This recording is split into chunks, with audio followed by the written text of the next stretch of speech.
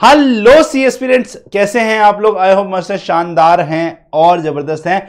आज की क्लास के अंदर हम डिविडेंड डिसीजन चैप्टर को समझने वाले हैं, रिवाइज करने वाले हैं और इस पर उन्नति बैच के अंदर में हम कमांड बनाने वाले हैं। बिकॉज ये एक ऐसा चैप्टर है जो कि बहुत स्कोरिंग है। अगर आपको सारे इसके कॉन्सेप्ट ढंग से पता हो और आपने सारे फॉर्मूला ढंग से रिवाइज करे हो तो आइए ये काम इस पर्टिकुलर लेक्चर में करते हैं, वन शॉट में पूरे चैप्टर के लिए जल्दी से।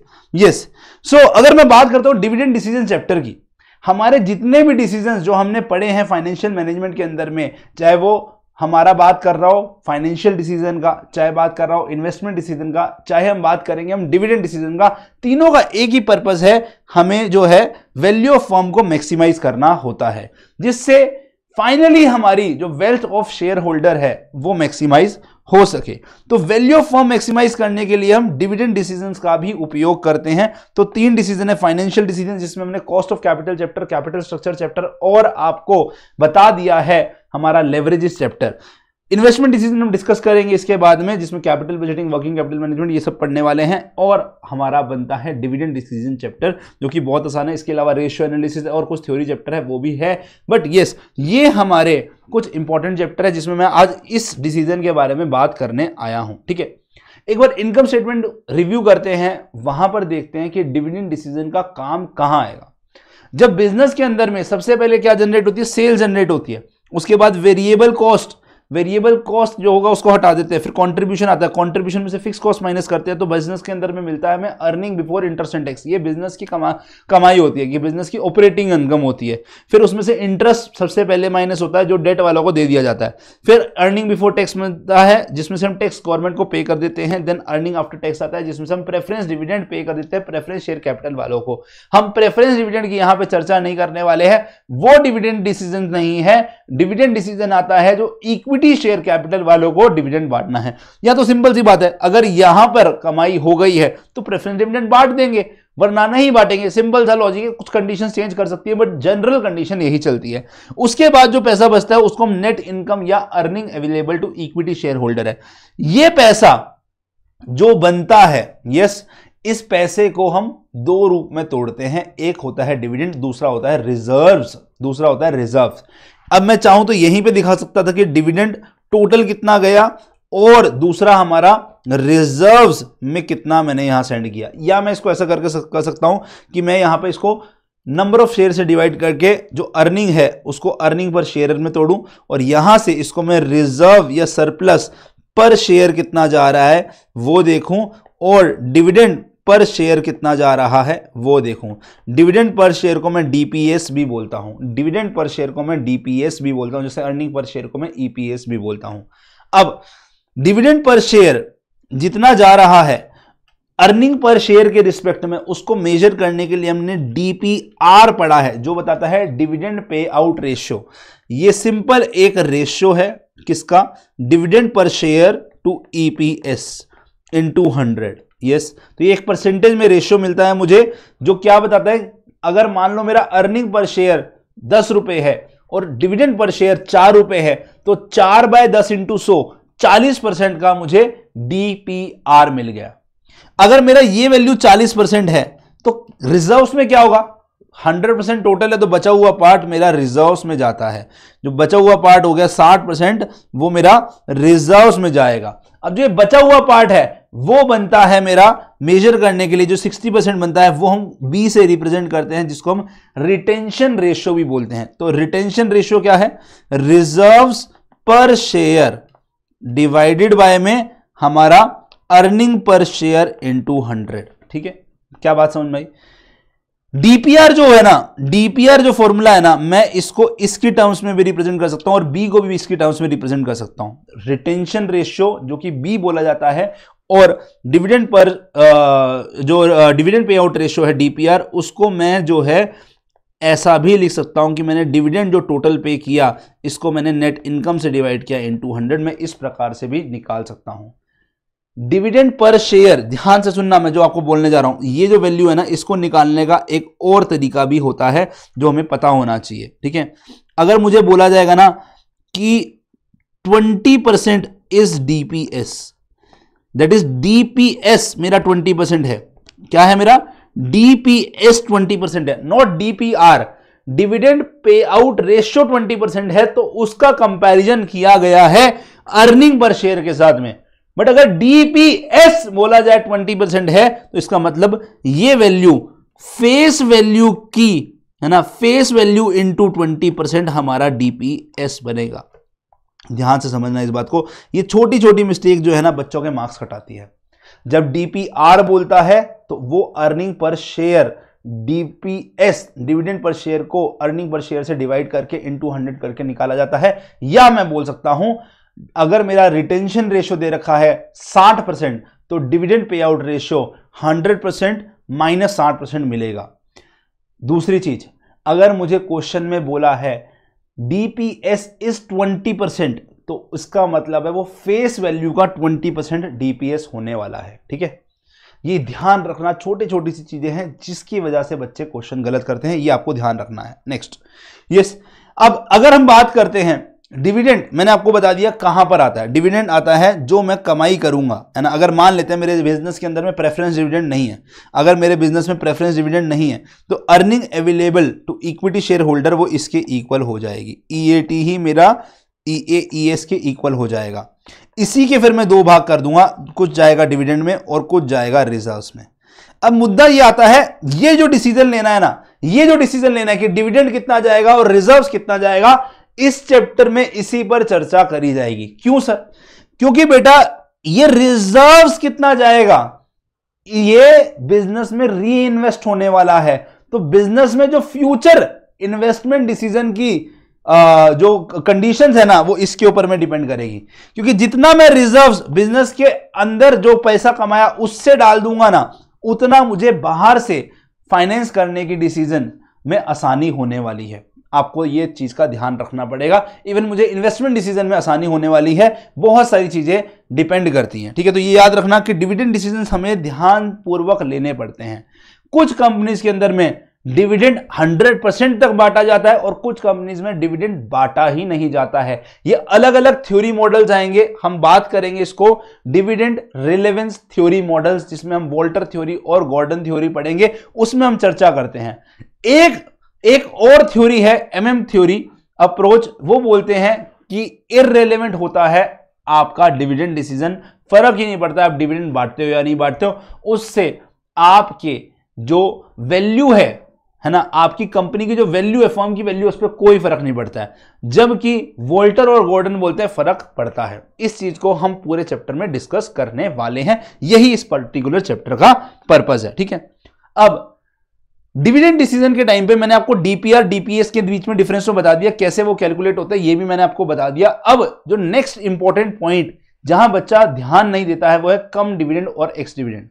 जब भी बात करी जाएगी डिविडेंड गिवन है तो वो एक्स डिविडेंड दिया जाएगा अनटिल एंड अनलेस क्लियरली ना बोला हो। अगर बोला जाएगा कि कम डिविडेंड वैल्यू दी गई है तो कम डिविडेंड लेना, वरना एक्स डिविडेंड लेना। बेसिकली क्या होता है, मैं आपको पूरा कॉन्सेप्ट समझाता हूं। होता क्या है, जिस दिन कंपनी डिसाइड करती है कि डिविडेंड इज डिक्लेयर्ड, उस दिन से यस हमारा जो प्राइस मार्केट में चल रहा होता है वो कम डिविडेंड प्राइस होता है। मतलब इसके अंदर में डिविडेंड का वैल्यू छुपा हुआ है। हो सकता है इससे पहले कुछ 96 97 चलता हो और कंपनी ने बोला 5 रुपए का डिविडेंड दे रही हो, ये प्राइस बढ़कर 100 रुपए हो गया।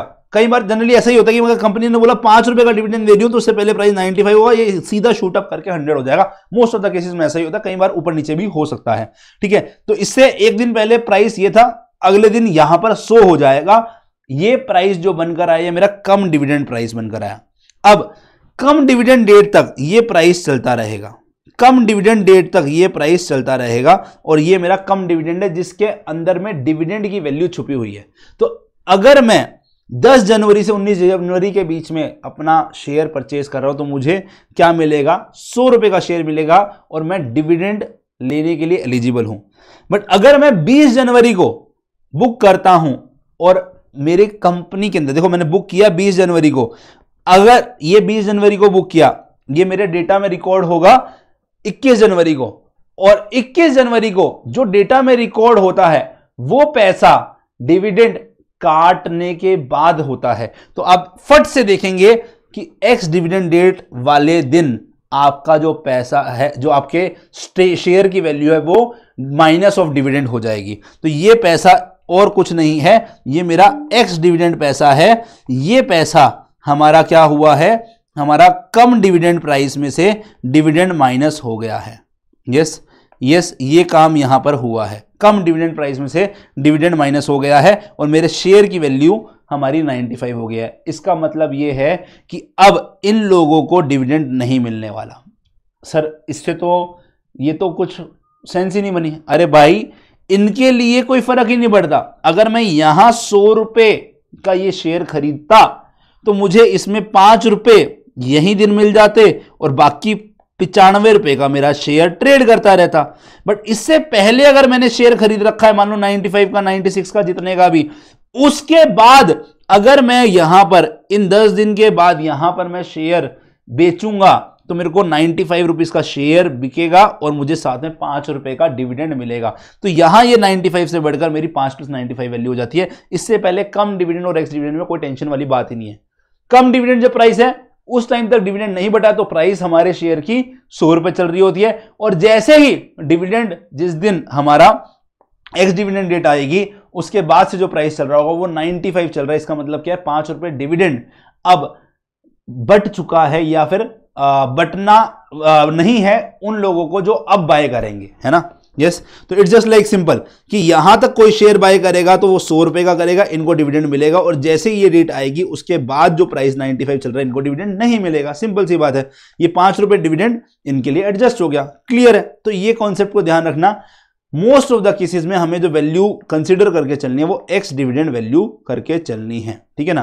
जो हमारे शेयर प्राइस की वैल्यू होगी, अगर मान लो P1 बोलते हैं तो वो हमारी एक्स डिविडेंड वैल्यू होगी, कम डिविडेंड वैल्यू नहीं होगी, ये याद रखना, ठीक है। तो हमने आपको अप्रोचेस क्या बताई हैं, हमारी MM अप्रोच है, वोल्टर अप्रोच है, गॉर्डन अप्रोच है। MM अप्रोच डिविडेंड डिसीजंस को इररिलेवेंट बोलती है, जबकि वोल्टर और गॉर्डन जो है वो डिविडेंड डिसीजंस को रिलेवेंट मानकर बात करते हैं। इसके अलावा हमारे कुछ लिंटनर्स थ्योरी है, उसको भी पढ़ेंगे, है ना। लिंटनर्स थ्योरी को भी पढ़ेंगे, ओके। और ग्राम डॉट मॉडल है, उसको भी पढ़ेंगे। Graham Dodd model is not related to more over dividend decision, वो कुछ और चीज है। वो शेयर का जो इंट्रिंसिक वैल्यू होना चाहिए उस पर चर्चा करता है, वो अलग चीज है, उसको भी हम डिस्कस करने वाले हैं आज की कक्षा के अंदर में। ये सब चीजें इसमें बहुत बहुत रिलेवेंट है।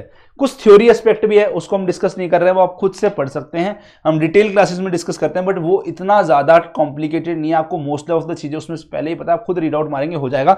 जो चीजें रिवीजन पॉइंट ऑफ व्यू के लिए ज्यादा रिलेवेंट है हम उसको यहां पर डिस्कस कर रहे हैं।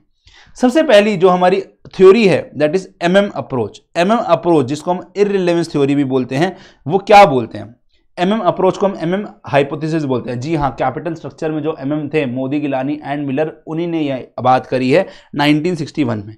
उन्होंने बोला कि अगर मेरी कुछ अजम्पशंस हैं, अगर ये अजम्पशंस मान रहे हैं ना हम, तो उस केस के अंदर में कह रहा मैं प्रूव करके दे दूंगा आपको मैथमेटिकली कि डिविडेंड डिसीजन इज इररिलेवेंट, मतलब डिविडेंड बांटो या ना बांटो उससे फर्क पड़ता ही नहीं है। हम इसको क्वेश्चन की मदद से, जो MM ने बोला वो करके भी दिखाएंगे। 4 स्टेप में क्वेश्चन सोल्व होता है, वो करके भी दिखाएंगे। तो पहले इनकी कंडीशन क्या थी, इन्होंने बोला देखो सबसे पहली चीज कह रहे परफेक्ट कैपिटल मार्केट है, मतलब सारी इंफॉर्मेशन सबके पास अवेलेबल है, सबको पता है कि कब प्राइस शेयर बढ़ने वाला है, कब घटने वाला है, कोई टैक्सेस वैक्सेस का सिस्टम ही नहीं है। फिक्स इन्वेस्टमेंट पॉलिसी है। इसका मतलब क्या होता है कि बिजनेस के अंदर में इक्विटी शेयर कैपिटल से पैसा लगेगा, ना कि डेट से, ना ही हमारा किससे, ना ही हमारा प्रेफरेंस शेयर कैपिटल से, ठीक है ना। तो fix investment policy is related कि बिजनेस में जो पैसा घुसा है वो सिर्फ इक्विटी शेयर कैपिटल वालों की तरफ से घुसा हुआ है, ठीक है, याद रखिएगा। नो फ्लोटेशन और ट्रांजैक्शन कॉस्ट, बिजनेस के अंदर में कोई भी फ्लोटेशन और ट्रांजैक्शन कॉस्ट नहीं है। Risk of uncertainty does not exist, future में क्या होने वाला है उसका रिस्क नाम की कोई चीज है ही नहीं, सबको सब पता है क्या होने वाला है, ऐसा कुछ मार्केट में उथल पुथल होने नहीं वाला। मतलब इन्होंने बहुत आइडियल सिचुएशन में बात करी है। तो उन्होंने क्या कि अगर ऐसा होता है ना, ऐसा होता है तो market value of equity share of a firm depends only on its earning power, कि धंधा कितना कमा के दे रहा है ना। अर्निंग मतलब यहां पे बिजनेस के अंदर में नेट इनकम कितनी हो रही है ना, कह रहा है सिर्फ इस पर डिपेंड कर रहा है। It is not depending on क्या भैया कि आप कितना डिविडेंड बांट रहे हो, कितना आप रिटेन कर रहे हो, ठीक है। वो बोल रहा है डिविडेंड का साइज कितना हुआ इतना भी नहीं बता, इतना भी मैटर नहीं करता। वो ये बोलता है डिविडेंड बांटो ना बांटो ये भी मैटर नहीं करता इवन, ठीक है। क्लियर है गाइस? ये क्या बोलते हैं, कह रहे there is no meaningful distinction between dividend and share repurchase. इसका मतलब क्या, देखो अगर मेरे बिजनेस के अंदर में सिर्फ इक्विटी का पैसा घुसा हुआ है तो ये बोल रहा है कि अगर आप डिविडेंड बांट रहे हो, कह रहे it is just as good as कि आपने लोगों को बोला कि ये लो आप अपना पैसा पकड़ो और अपने शेयर की वैल्यू डाइल्यूट कर दो, मतलब किसी से पावर लेकर आप उनको शेयर बांट रहे हो। कह रहे अगर आइडियल सिचुएशन को माने ना तो डिविडेंड बांटना इज इक्विवेलेंट टू कि हम जो है लोगों से शेयर्स रीपरचेज कर रहे हैं, मतलब उनको बोल रहे हैं कि तेरे पास 10% का शेयर था, अब उसकी जो वर्थ है उसको कम कर रहे हैं और मेरी वर्थ जो है मैं अपने पास बढ़ा रहा हूं एज अ कंपनी, ठीक है ना। तो वो यही बोल रहा है कि it is equivalent to share repurchase. Okay, तो ये ध्यान से समझिएगा। अब ये कह रहा है कि अगर मुझे डिविडेंड बांटना है ना तो वो कह रहा है कि मेरा सारा पैसा इक्विटी से लगा हुआ है तो मैं दो तरीके से ही डिविडेंड बांट सकता हूं। एक है मेरे बिजनेस में जो रिजर्व्स और सरप्लस पड़ी है मैं उस पैसे से डिविडेंड बांट सकता हूं, या फिर मैं न्यू शेयर इशू करके डिविडेंड बांट सकता हूं। ना मैं प्रेफरेंस शेयर कैपिटल रेस करके डिविडेंड बांट सकता हूं, ना ही मैं डेट लेकर डिविडेंड बांट सकता हूं। मैं डिविडेंड बांटने के लिए या तो अपनी कंपनी की जो रिटेन्ड अर्निंग है उनका यूज करूंगा, या तो मैं न्यू शेयर्स इशू करूंगा उससे बांट सकता हूं। अगर रिजर्व्स सफिशिएंट नहीं है तो मेरे को क्या करना पड़ेगा, मुझे न्यू शेयर्स इशू करना पड़ेगा। यस, और कोई तरीका ही नहीं है। कह रहे फर्म या तो डिविडेंड पे ही नहीं करेगी, ये सिचुएशंस होती हैं। अब दोनों सिनेरियो को समझते हैं कि अगर कंपनी डिविडेंड नहीं पे करती है तो क्या सिनेरियो होगा, अगर कंपनी डिविडेंड पे करती है तो क्या सिनेरियो होगा, ठीक है ना। एक बार समझते हैं इसको। एक क्वेश्चन लिया है, ये हमारी इलस्ट्रेशन 1 है। ये क्या कहती है, कह रहा कोई एबी इंजीनियरिंग लिमिटेड है, belong to a risk class for which the capitalisation rate is 10%। Capitalisation rate क्या होता है, कॉस्ट ऑफ कैपिटल का जो रेट होता है ना उसको बोलते हैं। क्योंकि मेरा पूरा का पूरा जो फाइनेंसिंग हुआ है वो इक्विटी की वजह से हुआ है, ना वहां डेट है ना वहां प्रेफरेंस शेयर कैपिटल है, तो मेरा जो ओवरऑल कॉस्ट ऑफ कैपिटल बनेगा वो मेरा KE के इक्वल होने वाला है और यही मेरा कैपिटलाइजेशन रेट बोला जाता है, ठीक है। कैपिटलाइजेशन रेट बोला जाता है, समझ में आया आपको। तो KE मेरा कैपिटलाइजेशन रेट है, मतलब जो एक्सपेक्टेशन है शेयर होल्डर की वो 10% कमाई करने की है। It currently has a outstanding 10,000 shares selling at ₹100 each। मतलब आज की जो वैल्यू है शेयर की 100 रुपए की एक है और 10,000 शेयर है हमारे पास। The firm is contemplating the declaration of dividend of ₹5 per share at the end of current financial year. तो इनिशियली 100 रुपए का शेयर है, 10,000 शेयर है। एक साल बाद मैं कितना डिविडेंड बांटना चाह रहा हूं, मैं डिविडेंड बांटना चाह रहा हूं 5 रुपए पर शेयर का, ठीक है। चाह रहा हूं, बांटा नहीं बांटा उस पर पता नहीं। It expects to have a net income of 1 lakh, मतलब कमाई जो कंपनी इतना जो पैसा घुसा रखा है उसके बाद जो कंपनी कमाई करने वाली है वो 1 लाख की करने वाली है, ठीक है। Yes, and has a proposal for making a new investment of 2 lakh. कह रहे हैं कि नया पैसा हम रेस करना चाह रहे हैं 2 लाख का, मतलब कुछ आगे न्यू प्रोजेक्ट करना है टू इन्वेस्ट, उसके लिए मुझे 2 लाख रुपए की रिक्वायरमेंट है। मैंने कमाया 1 लाख रुपए, तो अगर बिजनेस में पहले 1 लाख कमाया तो मैं उस 1 लाख की बात करूंगा, है ना, उस 1 लाख का यूटिलाइज करूंगा। अगर मेरे पास में और पैसा रेस करना है तो मुझे इक्विटी शेयर कैपिटल रेस करके ही करना पड़ेगा, क्योंकि प्रेफरेंस और डिविडेंड ऑप्शन ही नहीं है। ये चीज का ध्यान रखिएगा, ठीक है। अब मुद्दा आता है, ये 1 लाख में से कुछ पैसा मैं डिविडेंड के रूप में बांट सकता हूं, क्योंकि पहला पॉइंट ये है कि अगर मेरे बिजनेस में रिजर्व्स पड़े हैं तो मैं उसमें से पैसा कुछ बांट सकता हूं in the forms of dividend. ये दूसरा केस आता है कि मैंने डिविडेंड नहीं बांटा, तो जो केस नंबर 1 बोला हमने डिविडेंड नॉट पेड, इसको डिस्कस करेंगे, और दूसरा केस हमने बोला डिविडेंड पेड, इसको डिस्कस करेंगे। और दोनों ही केस के अंदर में यहां की सिनेरियोस को लेकर वैल्यू ऑफ फर्म निकालेंगे और हम पाएंगे कि वो वैल्यू ऑफ फर्म जो है ना वो इक्वल आ रही है। वो वैल्यू ऑफ फर्म क्या है, इक्वल आ रही है। कैसे करेंगे आप समझो। कह रहे 4 स्टेप है। कह रहे सबसे पहले फाइंड करो price of the share at the end of period. Again जब ये प्राइस की बात कर रहे हैं यहां पर, हम यहां एक्स डिविडेंड प्राइस की बात कर रहे हैं। मुझे एक्स डिविडेंड प्राइस जो है शेयर का निकाल कर देना है, जो होगा पहले साल के अंत में, मतलब यहां पर जो मेरा प्राइस होने वाला है शेयर का वो निकालना है। अब थोड़ा ध्यान से समझिएगा, बहुत सिंपल सा फॉर्मूला है इसका। कह रहे देखो P0 100 है, 10% से ग्रो कर रहा है, तो P0 इंटू 1+KE से ग्रोथ पता चल जाएगी शेयर की। माइनस कर दो जो डिविडेंड बांटेंगे हम यहां पर, तो डिविडेंड जो यहां बांटेंगे D1 हो जाएगा। वो सिंपल सा फॉर्मूला है, P0 इंटू 1+KE से जो 10% का हमारा कैपिटलाइजेशन रेट है उससे हमने इसको ग्रो करा दिया, माइनस D1 कर दिया। ये फॉर्मूला बनता कैसे था आपको याद है, आप लोगों ने ग्रोथ मॉडल वाला फॉर्मूला देखा था, तो उस ग्रोथ वाले मॉडल वाले में हमने फॉर्मूला को क्या देखा था, अगर मुझे यस P0 की वैल्यू निकालनी है ना, मान लो यहाँ प्राइस अगर P1 है और मैंने डिविडेंड इसमें से D1 बांटा, तो मेरा प्राइस क्या हो जाएगा P1 प्लस D1, क्योंकि ये एक्स डिविडेंड प्राइस है, ये मेरा प्लस डिविडेंड, ये दोनों वैल्यू मेरी फ्यूचर में बनी है। इन दोनों वैल्यू का मैं जब प्रेजेंट वैल्यू देखना चाहता हूं तो मैं V1+KE से डिस्काउंटिंग करूंगा, तो ये मेरी P0 की वैल्यू आनी चाहिए। इसी को मैंने रीअरेंज किया, ये यहां से मल्टीप्लाई कराया, माइनस कर दिया D1, तो मेरा P1 की वैल्यू बन जाएगी P0 into 1+KE, that is जो P0 की वजह से फ्यूचर में वैल्यू होनी चाहिए, माइनस का जो मैंने डिविडेंड बांट दिया, वो बचा हुआ पैसा मेरा P1 बनेगा। यही काम हमने यहां किया और उसकी वजह से मैंने जो वैल्यू निकाली शेयर की 110 निकाली, अगर मैंने डिविडेंड 0 बांटा है, मतलब मैंने डिविडेंड नहीं बांटा। तो मेरा जो केस 1 है, जब मैंने डिविडेंड नहीं पे किया उस टाइम पे मेरा पहला स्टेप क्या बोलता है कि मेरा जो है प्राइस ऑफ शेयर 110 है। नेक्स्ट स्टेप क्या है मेरा, calculate fund required for investment. मेरे पास में 2 लाख रुपए मुझे चाहिए बिजनेस के अंदर में, जो मुझे नया पैसा चाहिए, है ना। अब 2 लाख में से कुछ तो कमाई ने दे दिया मुझे, कुछ तो मेरी कमाई ने दे दिया, है ना, तो मैं कैलकुलेट करूंगा 1 लाख कमाई में दे दिया, डिविडेंड मैंने बांटा नहीं, तो 1 लाख मेरे पास पड़ा हुआ है, रिक्वायरमेंट 2 लाख की, तो 2 लाख माइनस 1 लाख, 2 लाख माइनस 1 लाख, जो मेरे को बैलेंस रिक्वायर्ड है वो 1 लाख का है। अब ये 1 लाख रेस कैसे करोगे, कह रहा है ये 1 लाख रेस करेंगे bye issuing the new shares. अब वो शेयर कब इशू करे जाएंगे, शेयर इशू करे जाएंगे सर इस समय में, क्योंकि मुझे यहां पैसे की रिक्वायरमेंट है। तो जो 1 लाख रुपए है उसके लिए शेयर इशू जो करना होगा वो कौन से प्राइस पे होगा, कह रहा है जो मेरा उस टाइम पे प्राइस चल रहा होगा 110 पे। तो 1 लाख बाय 110, 1 लाख मेरे को एक्स्ट्रा पैसे की रिक्वायरमेंट है, डिवाइडेड बाय 110 मुझे बताएगा कि कितने नंबर ऑफ शेयर मुझे इशू करने चाहिए at the price of 110।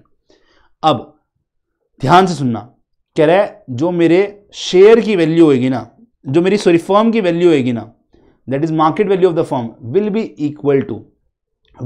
Equal to जो मेरे पुराने शेयर पड़े थे प्लस में जो मैंने न्यू शेयर इशू करे, एट व्हाट प्राइस, कह रहा है जो मेरा न्यू प्राइस बनता है P1 इस रेट पर, ठीक है। ये क्या हो गई, मेरे जो शेयर की वैल्यू है वो एंड ऑफ द ईयर के अंदर में आ गई।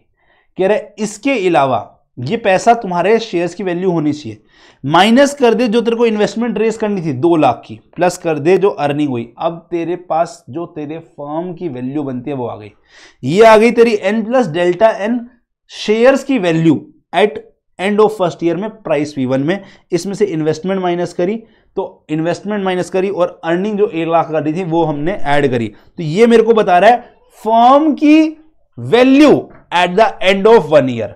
अगर मैं स्टार्टिंग ऑफ द ईयर की बात करूंगा तो मैं इसकी डिस्काउंटिंग कर दूंगा 1+KE से, तो यही है मेरा वैल्यू ऑफ फर्म। तो यही मैंने फॉर्मूला यहां लिखा हुआ है, n+Δn इंटू में P1 माइनस का इन्वेस्टमेंट रिक्वायर्ड प्लस में अर्निंग डिवाइडेड बाय में 1+KE।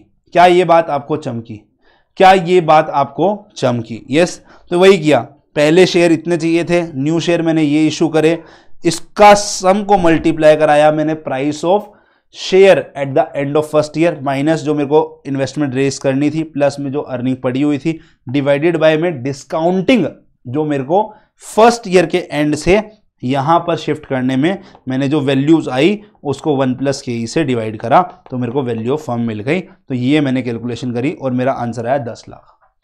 अब ये जो 10 लाख वैल्यू फर्म की आई है, क्या ये सही है या नहीं? अगर तुमको क्रॉस वेरीफाई करना है तो बड़ा सिंपल सा तरीका है। कह रहा है भाई साहब सुनो मेरी बात, मेरे को यहाँ पे पता है कि ये 100 रुपए का एक शेयर है और टोटल 10,000 शेयर है, कोई यहाँ पे लफड़ा ही नहीं है कि न्यू अर्निंग चाहिए, है ना, न्यू इन्वेस्टमेंट लगानी, कोई लफड़ा ही नहीं है। तो आपकी यहाँ पे फर्म की वैल्यू क्या होगी, जो फर्म के एक शेयर का प्राइस है इन 2 में हमारी जो नंबर ऑफ शेयर है, तो ये 10 लाख ही बन रहा है।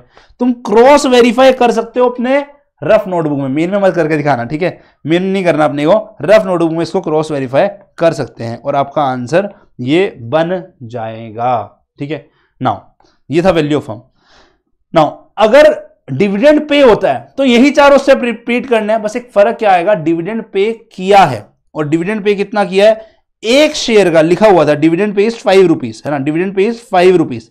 अब शेयर कितने मेरे 10,000 शेयर है, तो 5 इंटू 10,000, मैंने 50,000 का डिविडेंड पे कर दिया है। अब 50,000 डिविडेंड में यहां पर जो मेरा ये वाला स्टेप था ना, यहां पे मैं माइनस कर दूंगा बस, है ना, स्टार्टिंग में सेम ही होगा। अच्छा मेरा स्टार्टिंग में तो चेंज आएगा, यहां पे भी तो डिविडेंड मेरा पर शेयर 5 रुपए पे हो गया है, तो मेरा जो इनिशियली प्राइस था शेयर का वो 100 रुपए था, ये निकालना है कितना प्राइस आफ्टर 1 ईयर होगा, एक्स डिविडेंड प्राइस प्लस में डिविडेंड का जो वैल्यू आएगा डिवाइडेड बाय 1 प्लस के, तो P1 की वैल्यू यहां से हमने निकाली तो 105 है, ये सीधा मैं फॉर्मूला में पुट कर सकता हूं, P1 equal to P0 into 1 plus के ई माइनस का D1। तो यहां से भी अगर देखा तो हमारी वैल्यू कितनी आ रही है, 105 रुपए ही आ रही है। तो मेरा एक शेयर का प्राइस एक्स डिविडेंड 105 है, कम डिविडेंड 110 ही होगा, बट एक्स डिविडेंड प्राइस है ये मेरा, लिख लो चाहो तो, ये मेरा एक्स डिविडेंड प्राइस है, ये मेरा एक्स डिविडेंड प्राइस है, ठीक है ना। अब जो ये एक्स डिविडेंड प्राइस है ना, यहां तो रूल आया ही आया, उसके अलावा कहां रूल आएगा कि जो मेरी अर्निंग है ना, सबसे पहले उसमें से डिविडेंड बांटूंगा, बचा हुआ पैसा मेरे पास में रिटेन में पड़ा हुआ है ना, उसके अलावा मेरे को 2 लाख रुपए टोटल इन्वेस्टमेंट चाहिए, जिसमें से 50,000 तो मेरी रिटेन में से निकालूंगा, बचा हुआ इन्वेस्टमेंट कितना हुआ मेरा 1.5 लाख का, तो ये 1.5 लाख मुझे अभी रेज करना बाकी है, जो मेरा 1.5 लाख रुपए है मुझे ये रेज करना बाकी है। इसको रेज करने के लिए 105 रुपए मेरे शेयर की एक्स डिविडेंड वैल्यू पर मैं 1,05,000 रुपए रेज करूंगा, तो कितना शेयर्स बेचने पड़ेंगे मुझे, 1,50,000 डिवाइड बाय 105, है ना, 1,50,000 रेज करने के लिए एक शेयर 105 का बेचना है, तो कितने शेयर बेचने पड़ेंगे, इतने शेयर बेचने पड़ेंगे। Again same formula, n plus delta n into में P1 माइनस का मेरा इन्वेस्टमेंट रिक्वायर्ड प्लस में अर्निंग डिवाइडेड बाय में 1 प्लस के, सेम काम किया, ये n, ये डेल्टा n, ये मेरा P1,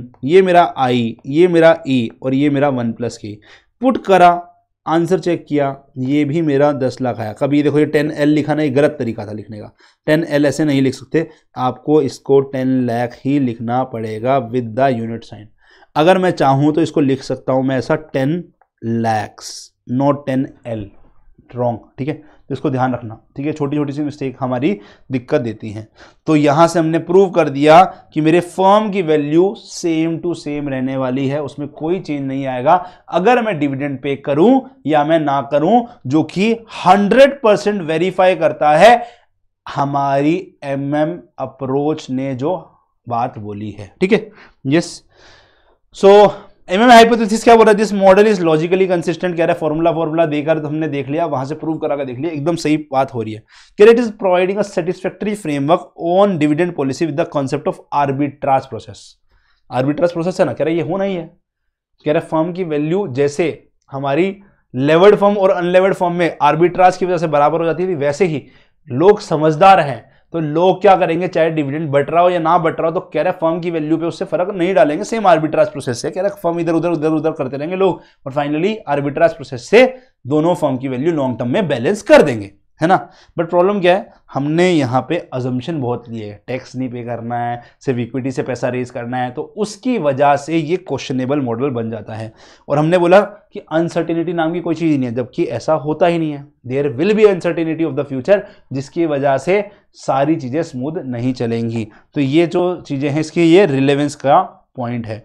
अब आपके लिए एक होमवर्क है, प्रैक्टिस प्रॉब्लम नंबर 1, वो आपको करनी है, ठीक है, इंपॉर्टेंट है, याद रखिएगा, प्रैक्टिस प्रॉब्लम 1 इसके बाद एज अ होमवर्क आपको करनी है।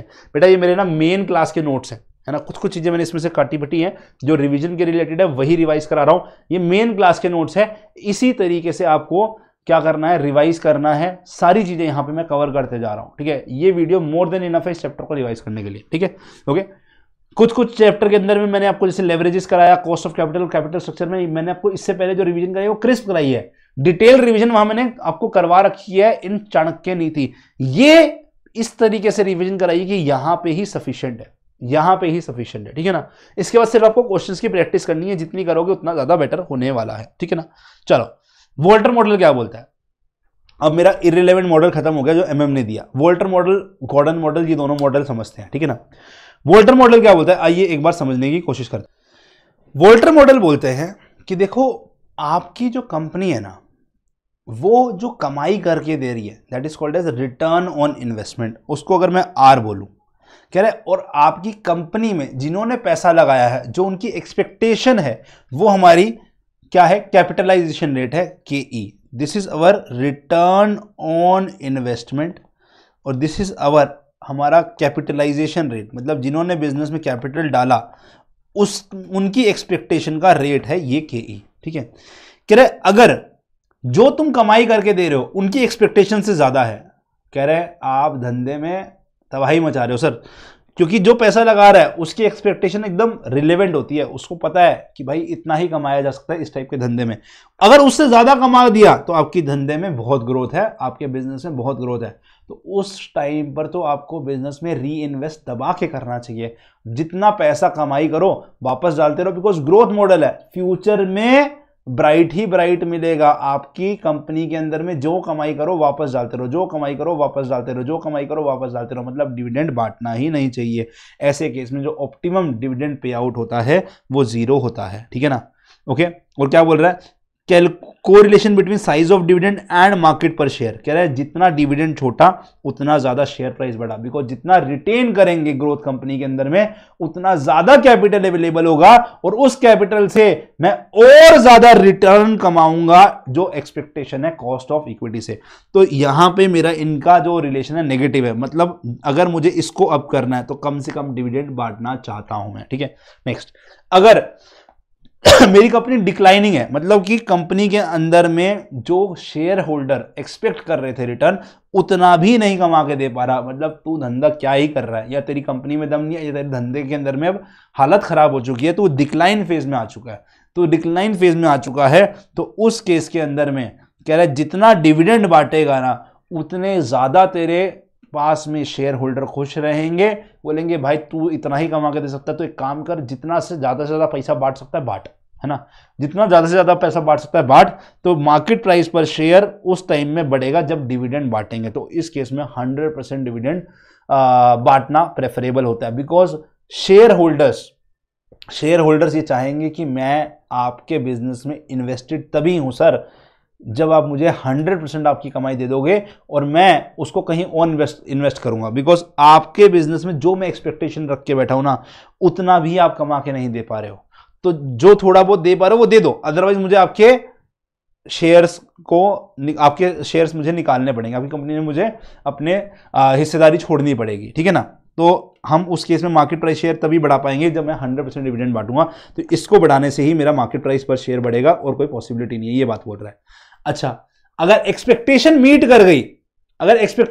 कर गई हमारी रिटर्न से, मतलब सामने वालों ने सोचा कि 10% कमा के दे दे और हमने सही 10% कमाया, तो जितना भी डिविडेंड बांटना है बांटो, उससे फर्क नहीं पड़ेगा। 0 to 10%, 0 to 100% के बीच में जो भी वैल्यूज हो सकती है वो आप डिपेंड कर लो, आपको 10% देना है, 20% देना है, 30% देना है, वो आपके ऊपर में, टेंशन ही ना लो इस चीज की, ठीक है ना। तो याद रखना, अगर क्वेश्चन में पूछे कि what will be the optimum dividend for growth company कितना है, जहां पे आप कंपनी में ज्यादा रिटर्न कमा के दे रहे हो, expectation of share holder that is capitalisation rate से ज्यादा है रिटर्न ऑन इन्वेस्टमेंट, ठीक है ना, उस केस के अंदर में 0% ऑप्टिमम डिविडेंड है।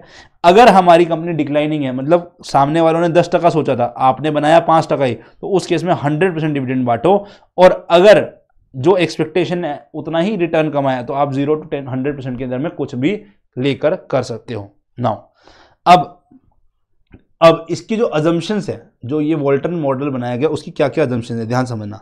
अगेन कह रहा है कि कंपनी के अंदर में जो पैसा फाइनेंस हो रहा है वो रिटेन अर्निंग से हो रहा है और कोई न्यू सोर्स से पैसा नहीं आ रहा है, ठीक है ना, पहली अजम्पशन। ओके, आर क्या है, रेट ऑफ रिटर्न, के क्या है मेरा, कॉस्ट ऑफ कैपिटल, ऑब्वियसली सिर्फ पैसा कैपिटल इक्विटी वालों का ही लगा हुआ है, ना डेट का ना प्रेफरेंस का, तो हम कॉस्ट ऑफ कैपिटल जो है मान के चलेंगे के ई को, और पैसा के आर भी तो के ई ही हो जाएगा, क्योंकि मैं जो नया पैसा है वो सिर्फ वो क्या कर रहा हूं, रिटेन अर्निंग से ला रहा हूं, तो के आर के ई के इक्वल है, तो इसलिए के ई को ही कॉस्ट ऑफ कैपिटल मान लिया है, ठीक है ना।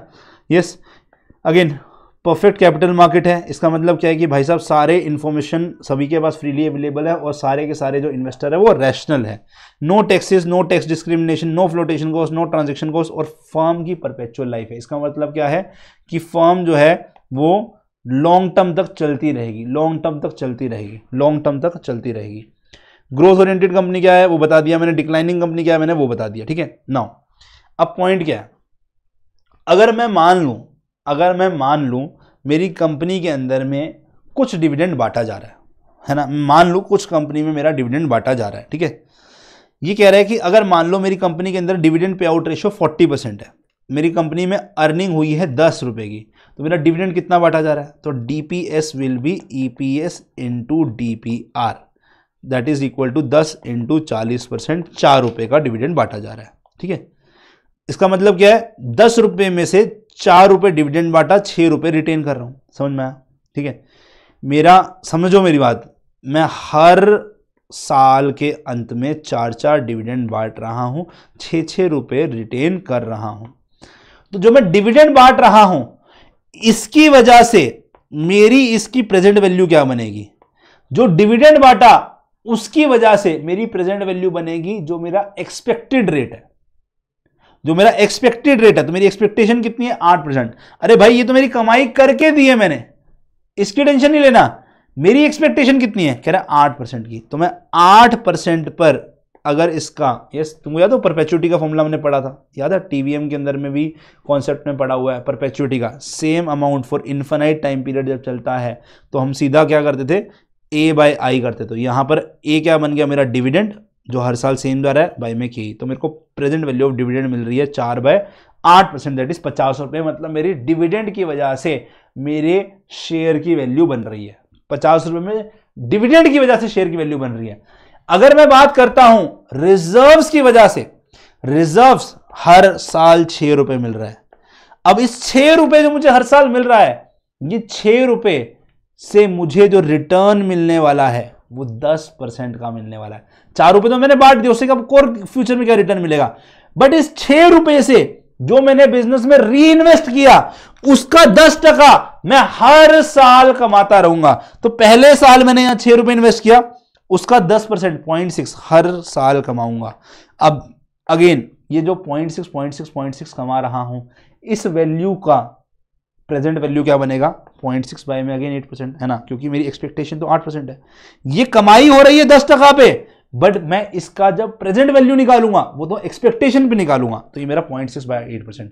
अगर ये कॉन्सेप्ट अभी नहीं चमक रहा बेटा, क्लासेस को रेफर करना पड़ेगा, क्लासेस में डिटेल में डिस्कशन होता है इस चीज का, मैं यहाँ पे क्रिस्प रिवाइज करा रहा हूँ, ठीक है।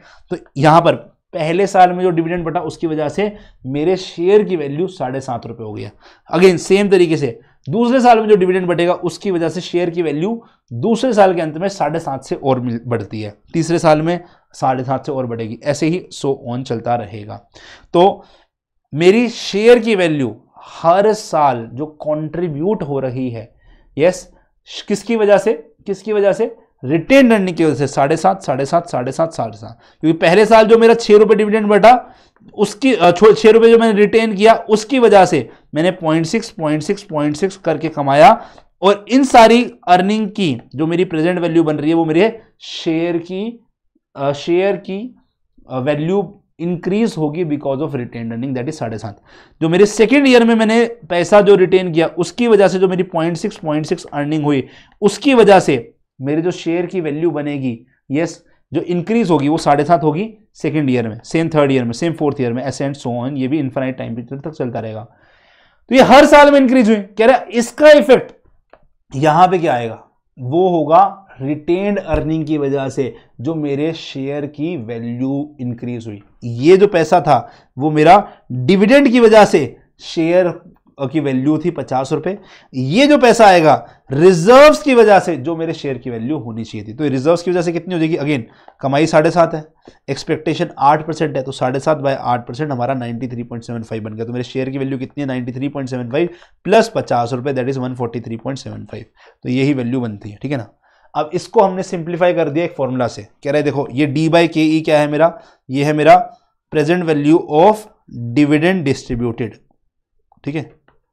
ये क्या है, कह रहे जो आपने कमाई करी, जो अर्निंग करी, उसमें से डिविडेंड काटा, तो ये मेरा रिटेन्ड पार्ट, ये है मेरा रिटेन्ड पार्ट। ये पूरा मेरा क्या बता रहा है, रिटेन्ड पार्ट बता रहा है। इस रिटेन्ड पार्ट की जो अर्निंग होगी उसको हमने आरओआई से नाप दिया, इसकी हमने प्रेजेंट वैल्यू निकाली केई की, ये एक रिटेन्ड पार्ट की निकाली। लॉन्ग टाइम पीरियड में एक रिटेन्ड पार्ट की जो हमारी आई ना, ये वो वैल्यू आई है। अब ऐसे ही लॉन्ग टर्म की वजह से जो आएगा वो ये मेरा टोटल बन जाएगा। This is present value of the retained earning, ठीक है। और ये क्या है मेरा present value of the dividend. इन दोनों का सम हमारा क्या फॉर्मूला बना देता है, D plus E minus D into में R by K E divided by में के ई। तो हमारा ये फॉर्मूला बना देता है market price of the share. ये डिविडेंड जो बांटा उसकी वजह से, और ये रिटेन्ड अर्निंग। तो इसने ये बात क्लियर बोल दी कि हमारा डिविडेंड बांटना और रिटेन्ड अर्निंग ये हमारा डिपेंड करता है कितनी किस पर बांटी गई। अगर आर एंड के ई आर नॉट सेम, ये तभी रिलेवेंट होगा, अदरवाइज पता क्या होगा, ये इससे कट जाएगा, ये दोनों सेम ही चीज बना देगा, ये दोनों सेम ही चीज बना देगा, ठीक है। ये चीज का ध्यान रखना, ओके। तो ये मेरा इसका फॉर्मूला है, आपको मैंने क्लियर वर्ड्स में समझा दिया है कि हम हम वोल्टर मॉडल से किस प्रकार से market price of the share निकालते हैं, ठीक है। Now advantage of Walter model क्या है, कह रहे हैं सिंपल टू अंडरस्टैंड, है ना। डिफरेंट, समझना तो आसान ही है ना, सिंपल सी बात बोल रहा है कि भाई साहब market price of the share will be present value of the dividend distributed in future and present value of the retained earnings, present value of the retained earnings, ठीक है। तो ये हमारा होता है, ठीक है। कह रहे सिंपल टू अंडरस्टैंड है, कह रहे it can envisages different possible market price in different situation and consider internal rate of return. कह रहे देखो ये इंटरनल रेट ऑफ रिटर्न क्या, आर की बात ही कर रहा है। जो आप धंधे में कमाई करके दे रहे हो वो क्या है, मेरा रेट ऑफ रिटर्न है ना, वही इंटरनल रेट ऑफ रिटर्न है। कह रहे हैं इसका भी ध्यान रख रहा है, ये मार्केटल कैपिटलाइजेशन रेट का भी ध्यान रख रहा है, और डीपीआर को भी ये कंसिडर करके चल रहा है कि कितना डिविडेंड बांटना चाहिए, उसके रेशियो पे भी चीजें डिपेंड कर रही है। कह रहे ये तीनों चीजों पर डिपेंड कर रहा है, यस। तो ये सब चीजों को डिटरमाइन करते हुए चल रहा है, तो ये हर चीज को ध्यान में रखते हुए मॉडल चल रहा है। अब प्रॉब्लम क्या है, कह रहे the formula does not consider all the factor affecting the dividend policy. हमने यहां पे क्लियर बोल दिया कि ऑप्टिमम डिविडेंड पॉलिसी जो है ना वो तब बनेगी इस केस में जब मैं यस 0% डिविडेंड बांटूंगा, और यहां पे तब बनेगी जब मैं 100% डिविडेंड बांटूंगा। बट प्रैक्टिकली ये चीज सही होगी या नहीं होगी ऐसा जरूरी नहीं है, और बहुत सारे पॉइंट है। जब किसी कंपनी का 100% डिविडेंड बढ़ता है ना, तो हो सकता है कंपनी में लोग पैसा लगाने के लिए इंटरेस्टेड हो जाए, या कुछ कंपनी कैपेबल ही नहीं, कह रहे कैपिटल इतना है ही नहीं सर कि हम 100% डिविडेंड लगाएं। कह रहे अगर मैंने 100% डिविडेंड बांटा तो मेरा कंपनी में दिवाला निकलना पॉसिबल ही है। और यहां पे भी हो सकता है कि 0% डिविडेंड बांटा तो हम यहां पर हो सकता है कि इतना मैं रिटेन जो कर रहा हूं उतना मैं यूटिलाइज कर ही नहीं पा रहा अगले साल। तो कह रहे ये सब चीजों को कंसिडर करके नहीं चल रहा है। यस, ये बात समझ में आपको, ठीक है। चलो नाउ ओके, कह रहे further the formula ignores such factors as taxation, various legal and contractual obligation, management policy and attitude toward dividend policy and so on. हाँ, सिंपल सी बात है, इसकी कोई टेंशन वाली बात है ही नहीं। वोल्टर मॉडल खत्म हो चुका है, यही है वोल्टर मॉडल। इस पे क्वेश्चन थोड़े प्रैक्टिस कर लेना, आपको सब समझ में आ जाएगा। मैंने पूरा डिटेल में इसका फॉर्मूला आपको समझा दिया है। अब आता है Gordon's model. But Gordon model को डिस्कस करने से पहले हमें समझना है डिविडेंड एंड डिस्काउंट मॉडल। तीन टाइप के हमारे डिस्काउंट मॉडल होते हैं, zero growth discount model, constant growth discount model और वेरिएबल ग्रोथ डिस्काउंट मॉडल। जो कांस्टेंट ग्रोथ मॉडल होता है ना वही हमारा गॉर्डन मॉडल होता है, जो कांस्टेंट ग्रोथ मॉडल होता है ना वही हमारा गॉर्डन मॉडल होता है। अभी एक एक करके सबको डिस्कस करते हैं। जीरो ग्रोथ का मतलब क्या है कि मेरे को हर साल सेम डिविडेंड बढ़ रहा है। अगर सेम डिविडेंड बढ़ रहा है तो जो हमारा परपेचुइटी का फॉर्मूला बनेगा, क्योंकि हमारी कंपनी की लाइफ हम इन्फिनाइट मानेंगे, मतलब परपेचुअल लाइफ है, तो मतलब डिविडेंड जन्मों जन्मों तक बढ़ता रहेगा, तो उसकी जो वैल्यू होगी, उसकी जो शेयर प्राइस की वैल्यू होगी, that will be dividend divided by में के ई, डिविडेंड डिवाइडेड बाय में के ई। वो सिंपल बोलता है, कह रहा है डिविडेंड के हिसाब से ही हमारे शेयर की प्राइस वैल्यू डिसाइड करी जा रही है।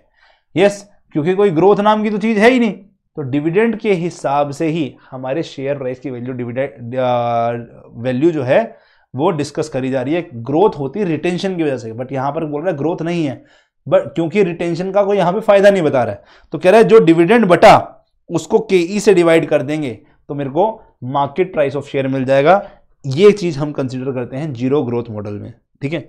यस, तो ये अच्छा, जो मार्केट प्राइस ऑफ शेयर होता है ना, मार्केट प्राइस ऑफ शेयर जो होता है ना, उसको हम यस स्टॉक्स इंट्रिंसिक वैल्यू भी बोलते हैं, ठीक है। ये थ्योरेटिकल मार्केट प्राइस की बात कर रहे हैं हम, ठीक है। जो मार्केट में ट्रेंड कर रहा होगा उसमें देखो, ये स्टॉक इंट्रिंसिक वैल्यू का मतलब क्या है, जो थ्योरेटिकली पॉसिबल मार्केट प्राइस होना चाहिए। अब अगर मेरा स्टॉक का प्राइस, रुको मैं आता हूं इन सब चीजों पे, मैं थोड़ा सा वापस चलता हूं, एक नीचे कॉन्सेप्ट समझाना है, शायद मैं उसको लेकर आया हूं, है ना। ये रहा, अगर स्टॉक का जो मार्केट प्राइस है वो इंट्रिंसिक वैल्यू से कम है, तो इसका मतलब क्या है, स्टॉक अंडर प्राइस है। मतलब आपने इंट्रिंसिक वैल्यू निकाली स्टॉक की, वो 100 रुपए की आई, है ना, मतलब थ्योरेटिकली 100 रुपए का होना चाहिए था शेयर, और आपका शेयर अभी 80 रुपए का ट्रेंड चल रहा है, मतलब शेयर की वैल्यू 20 रुपए तक बढ़ सकती है, वो अभी अंडर प्राइस है। खरीद लो खरीद लो खरीद लो, क्योंकि सस्ते में मिल रहा है भाई साहब। 100 रुपए का होना चाहिए था अकॉर्डिंग टू द हमारा जो इंट्रिंसिक वैल्यू निकाली, थ्योरेटिकली जो हमने शेयर प्राइस की वैल्यू निकाली, बट वो 80 में मिल रहा है, तो इसका मतलब शेयर को खरीदना फायदे का सौदा है। बट अगर 100 रुपए का शेयर था, 120 का ट्रेंड कर रहा है, मतलब 20 रुपए महंगा ट्रेंड कर रहा है, बेच दो बेच दो बेच दो, स्टॉक ओवर प्राइस्ड है, ऐसे स्टॉक को बेच देना चाहिए, है ना, ऐसे को बेच देना चाहिए, ठीक है। क्या ये बात समझ में है आपको? ठीक है, यस, चलो ओके। कांस्टेंट ग्रोथ मॉडल मैंने आपको समझा दिया था, अच्छा मैंने आपको सॉरी जीरो ग्रोथ मॉडल मैंने आपको समझा दिया था, ठीक है। सिंपल सा क्वेश्चन है, कुछ फायदे वाला है नहीं।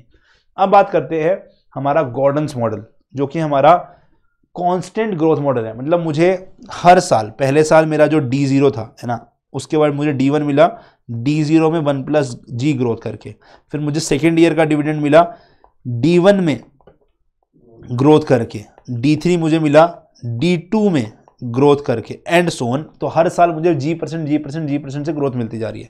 तो ऐसे केस में आपको याद है हम लोगों ने परपेचुटी के अंदर में ग्रोइंग परपेचुटी का फॉर्मूला पढ़ा था, याद है सर, A बाय में I माइनस जी, ये हमने फाउंडेशन में पढ़ा था, यस।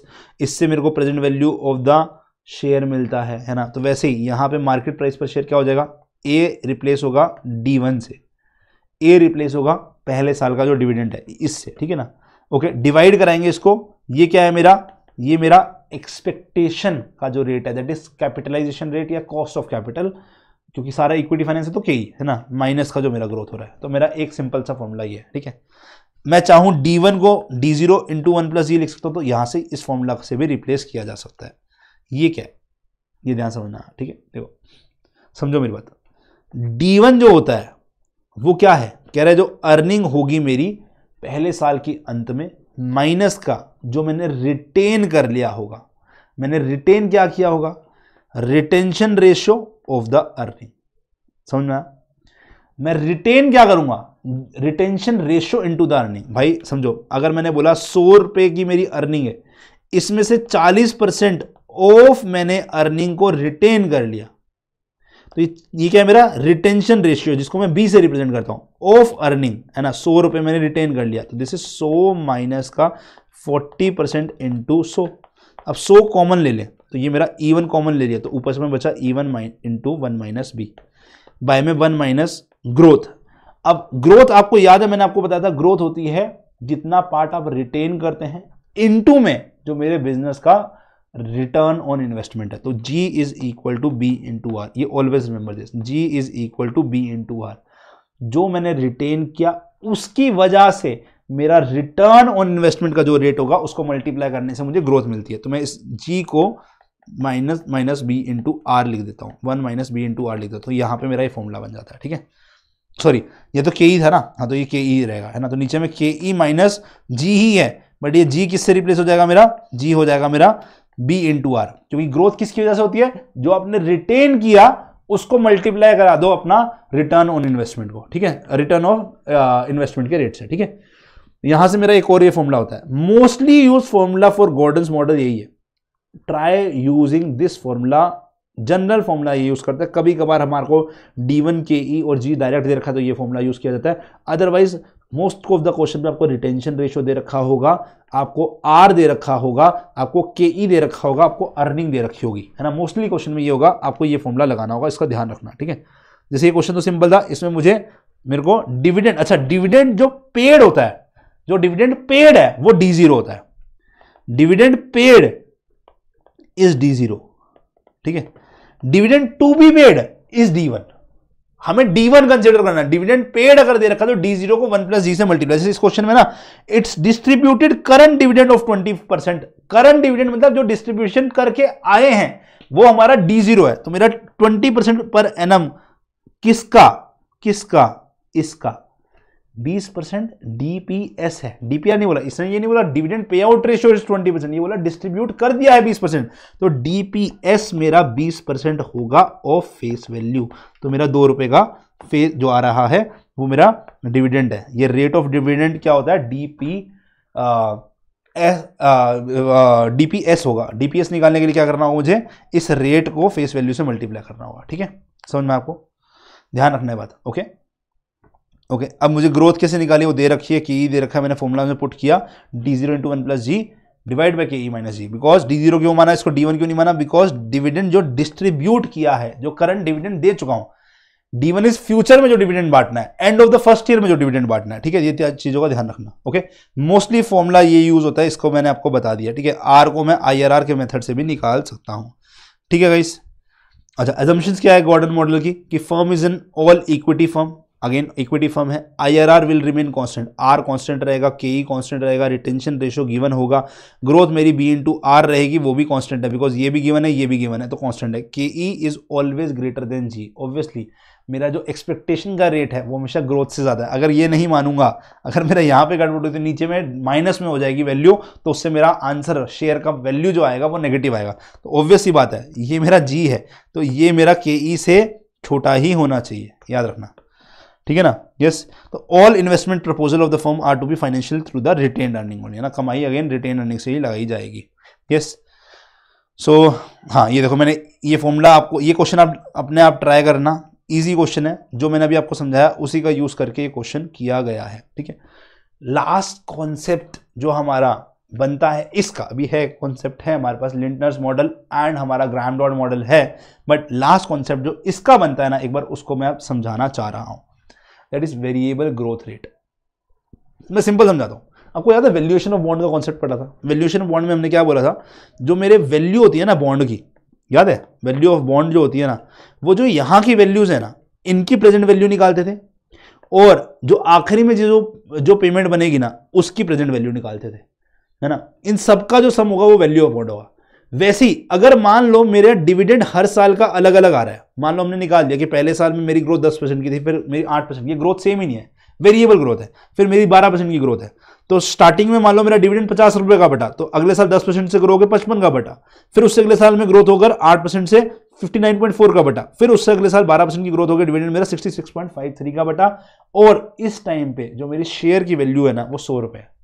तो अब इन सभी की फ्यूचर अर्निंग और फ्यूचर की जो शेयर वैल्यू है ना, उसका इंपैक्ट आज के मार्केट प्राइस ऑफ शेयर पे क्या पड़ने वाला है, ये हम यहां निकालने वाला। कुछ नहीं करना, इसका KE के हिसाब से प्रेजेंट वैल्यू निकालो, इसका KE के हिसाब से प्रेजेंट वैल्यू, इसका KE के हिसाब से प्रेजेंट वैल्यू, इसका KE के हिसाब से प्रेजेंट वैल्यू निकालो। ये किया तो पहले 1 साल बाद का है, तो यहां पे D1 बाय में 1 + KE कर दिया। ये 2 साल बाद का तो D2 बाय में 1 + KE का स्क्वायर कर दिया। ये 3 साल बाद का तो D3 बाय में 1 + KE का क्यूब कर दिया। ये भी 3 साल बाद का शेयर का वैल्यू, तो ये शेयर वैल्यू बाय में 1 + KE की पावर 3 कर दिया। इन सबका सम जो होगा मेरा शेयर का प्रेजेंट वैल्यू दे देगा। बस यही काम किया, सिंपल क्वेश्चन है, कोई दिक्कत नहीं। तो मेरा शेयर का इंट्रिंसिक वैल्यू 224.123 आया। ये क्वेश्चन अभी मैंने आपको 3 साल में करके दिखाया, 6 से 7 साल में बनता है, आता है क्वेश्चन, कोई दिक्कत नहीं, कर लेंगे। प्रेजेंट वैल्यू से तो निकालनी है, इसमें तो हम पीरो बन चुके हैं। इन्वेस्टमेंट डिसीजन चैप्टर इसमें पीरो बना देता है, अगर आप पीरो अभी नहीं बने हैं तो भी। यस, नाउ लास्ट 2 मॉडल जो हमें समझने हैं, one is Lintner's model and second is Graham Dodd model.